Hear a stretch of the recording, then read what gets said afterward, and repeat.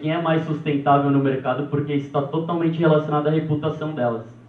Você vê o Santander, que é uma empresa que eu sei que tem um programa robusto de sustentabilidade, eles investem milhões em sustentabilidade. Por quê? Porque eles querem causar uma boa impressão para as empresas, para a sociedade. Então, o louco lá de trás que falava sustentabilidade é o louco de hoje que fala sobre compliance.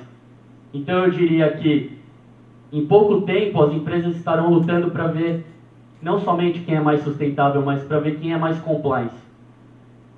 É isso que eu quero passar para vocês. Agradeço. Muito obrigado pela oportunidade. Hashtag fica a dica. Obrigado.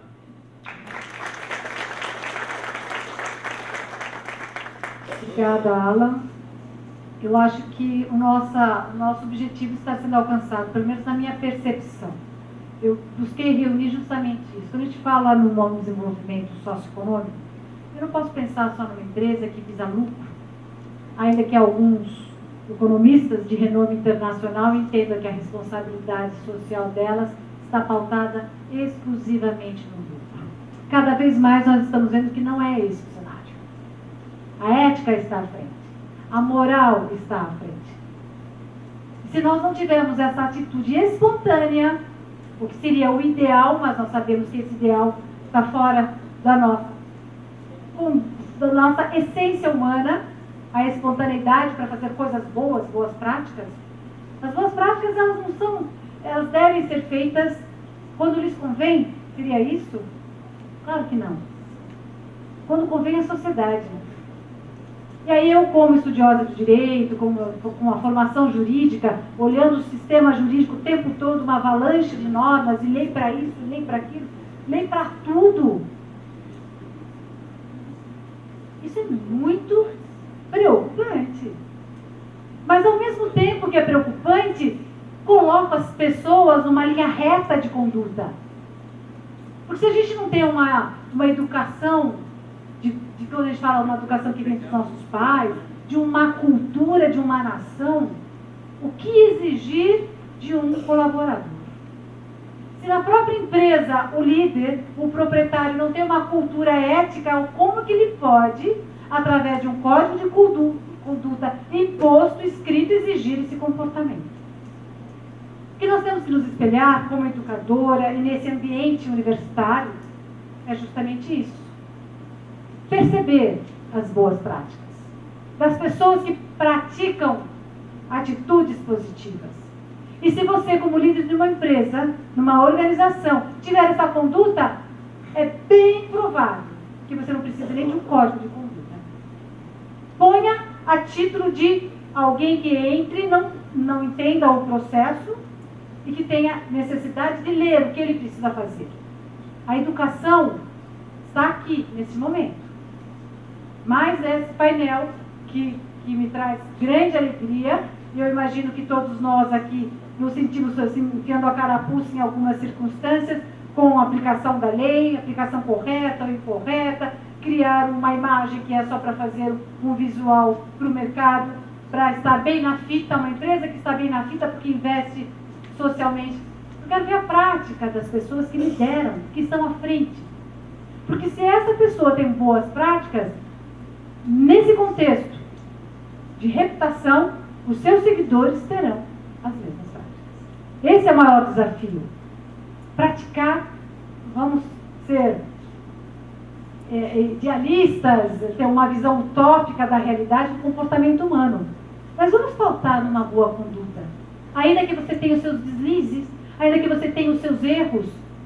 Mas eu acho que isso é importante. E é nesse propósito que leva o nome de primeiro encontro de produtividade.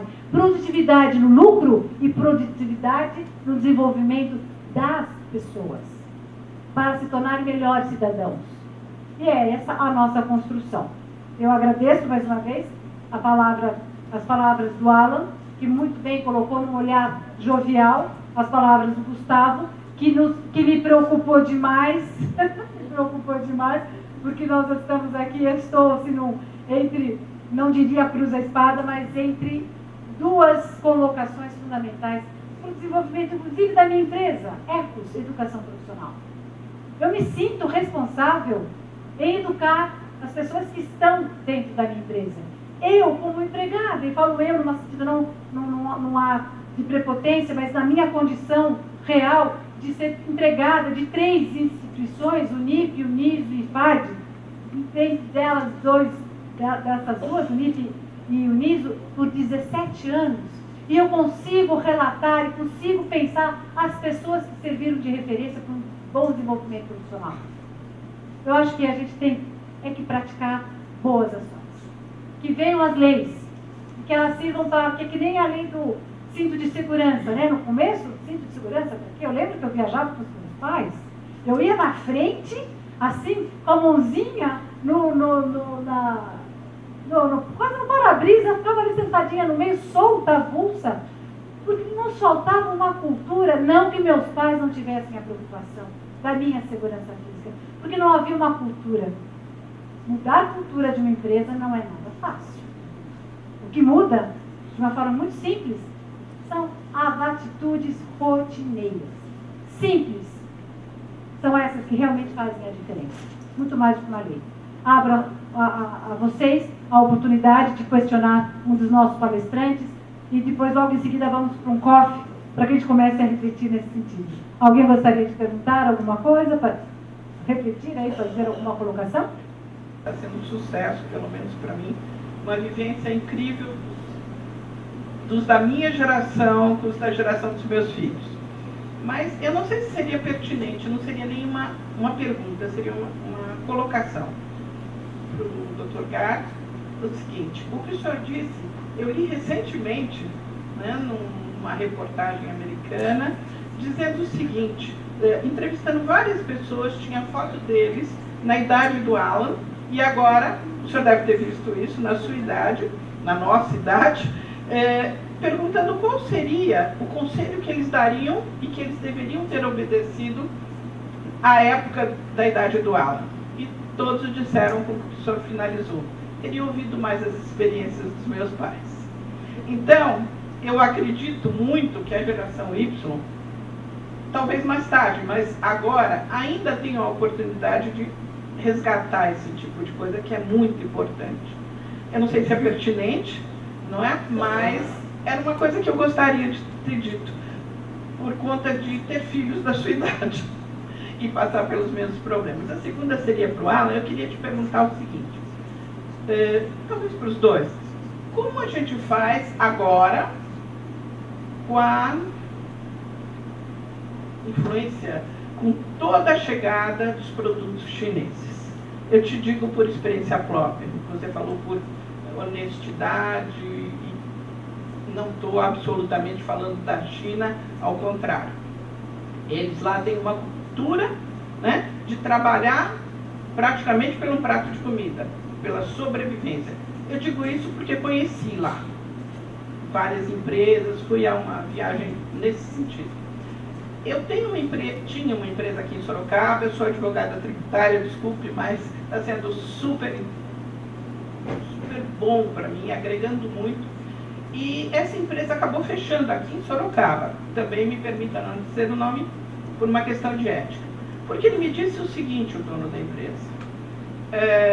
Eu abro a minha empresa e na mesma hora tem 3 pessoas da vigilância sanitária vendo como eu produzo esse produto. E ai de mim se não tiver as regras. Eu tenho multas, e aí eu falo da minha parte tributária, que eu queria até perguntar e depois passou para a doutora Serrano, que é bem grande a carga tributária aqui. E como fica os produtos chineses, ele me responde perguntando, que ninguém sabe aonde foi feito, de que jeito foi feito, com que situações de higiene, e eles chegam aqui abaixo do meu custo de produção. Essa é a pergunta que eu queria fazer. Não sei se é pergunta, não sei se é uma colocação, mas um desabafo até, porque eu vivi, e é uma empresa bastante grande aqui em Sorocaba. Obrigada e desculpe se a intervenção não foi pertinente. O problema é um problema mundial.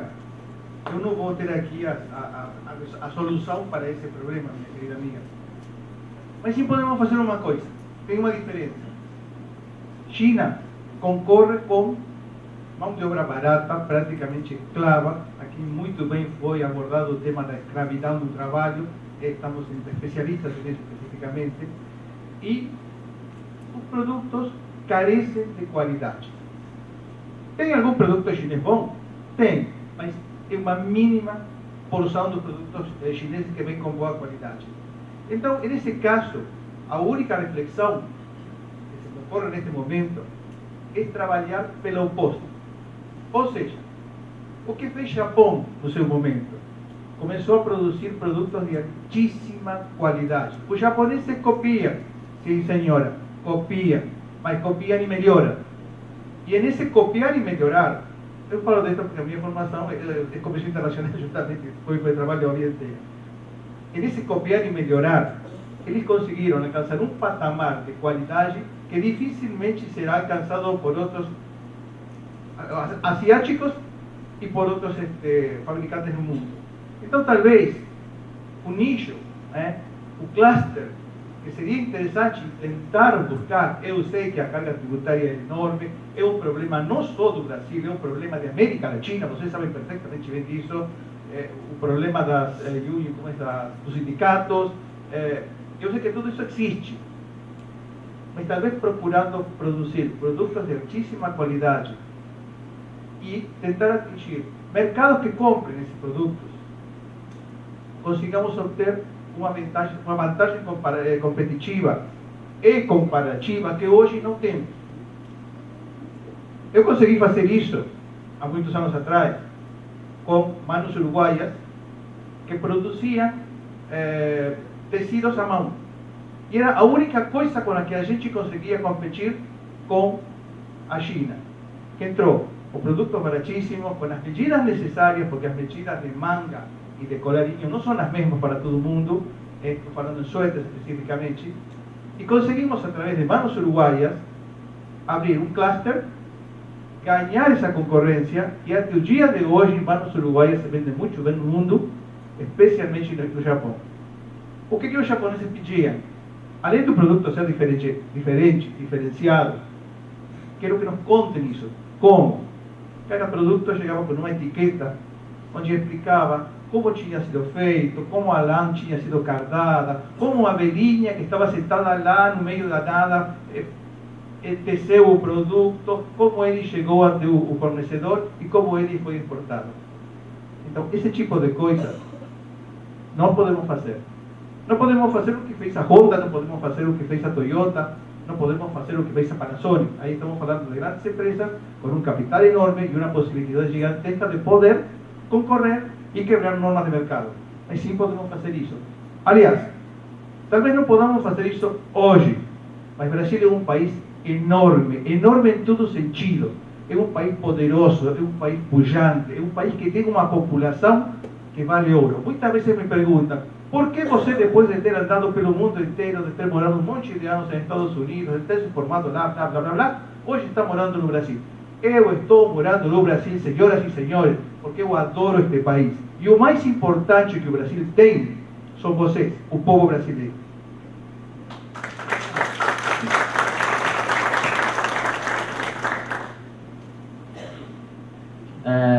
Essa questão relacionada aos produtos chineses, ela é bem interessante, e o Gustavo ele comentou a questão da qualidade, e a qualidade está totalmente relacionada à reputação de uma empresa.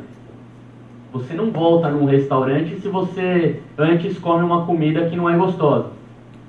Produto chinês é a mesma coisa. O produto chinês, na maioria das vezes, é um produto que teve uma mão de obra extremamente barata, um material extremamente de baixa qualidade, e consequentemente, de repente, lá você vai ter um celular que vai quebrar em menos de um ano. Tá? Eu vou trazer um case aqui para você, que foi uma situação que, por incrível que pareça, foi ao contrário. Os chineses comprando produto brasileiro. Os chineses compravam um produto, eu não vou falar qual é o produto e não vou falar qual é a empresa, por uma questão de ética mesmo. Eu não quero colocar o nome da empresa em nenhum tipo de... não quero contribuir para manchar aí a reputação dessa empresa. O que aconteceu? Os chineses compravam um produto dessa empresa Ou seja, essa empresa exportava para a China. Um regulador bateu na porta da empresa e falou, ó, a partir de agora, para você poder exportar, você vai ter que implementar um novo processo. E isso demandava um investimento. O que a empresa fez? Molhou a mão do fiscal e falou, volta aqui no ano que vem. Beleza. Passaram-se aí 1, 2, 3 vezes até que o fiscal chegou para essa empresa e falou o seguinte, o esquema não tem mais como fazer. Ou vocês implementam, ou a exportação está bloqueada, a China não vai mais poder receber o produto de vocês. O que a empresa fez? Ela continuou fazendo esse esquema, mas debaixo das toalhas, né, mais uma vez. Consequentemente, por não ter implementado esse processo, ou seja, por não ter feito esse investimento, o produto que chegou na China, ele era de extrema baixa qualidade. A empresa chinesa que comprava o produto e que vendia para os chineses era a primeira do mercado. Hoje ela caiu para a 3ª posição. O produto era de tão baixa qualidade que os próprios consumidores deixaram de comprar e isso manchou a reputação da empresa. Então, a mensagem que eu deixo é a seguinte: você tem que focar na qualidade para poder não correr riscos de manchar a reputação, a marca da sua empresa. Espero que meu comentário tenha sido pertinente à sua exposição. Obrigado. Bom, eu queria só fazer um pequeno comentário. A palavra compliance é a primeira vez que eu realmente tomei conhecimento dela, né? Compliance, o verbo comply em inglês é até de difícil tradução para o português, né? Mas a mensagem foi excelente. A mensagem foi excelente e eu me lembro de 1985, quando numa empresa aqui em Sorocaba eu implantava a política de Business Ethics, ética de negócios. E em seguida, Conflict of Interest, conflito de interesses. E logo em seguida, 52 normas e procedimentos de recursos humanos, com a primeira norma, chamada Princípios Básicos de Recursos Humanos, e a primeira norma dos princípios básicos, a dignidade humana. Isto ocorreu em 1985 e daí para cá eu venho colocando as mesmas coisas em todas as empresas às quais eu prestei serviços. De modo que eu fico muito contente e satisfeito de ouvir que tudo isso agora chama-se compliance. Bom, meu nome é Alessandro, estou muito feliz aqui também em fazer das palavras aquelas senhoras minhas, né, de estar nesse momento ouvindo tudo isso e participando desse encontro. Eu acho que eu estou no meio das 2 gerações aí, né? Mas eu acho que eu concordo com o senhor quando o senhor comentou que a geração Z aí, eu tenho uma filha de 10 anos, vai dar trabalho para essa geração Y aí. Vai se preparando. Mas vai ser uma convivência interessante. Bom, minha pergunta é a seguinte: quando o senhor comentou, Sr. Gustavo, em relação ao que é liderança e alguma coisa precisa acontecer, eu também acho que alguma coisa precisa acontecer, né? E vem da educação. Aí eu queria usar um pouco dessas questões e passar para o Alan, que também gostei muito da sua exposição, acho que é um caminho mesmo aí da nossa geração, ainda mais quando foi consolidado aqui pelo nosso senhor aqui na frente. Mas como você, dentro da sua experiência, você enxerga essa questão do que alguma coisa precisa mudar? Na minha opinião, essa alguma coisa precisa mudar é assim, as pessoas, nós estamos questionando quem somos nós, né? Acho que dentro da sua experiência, como é que você está vendo essas mudanças, não importa qual geração, né?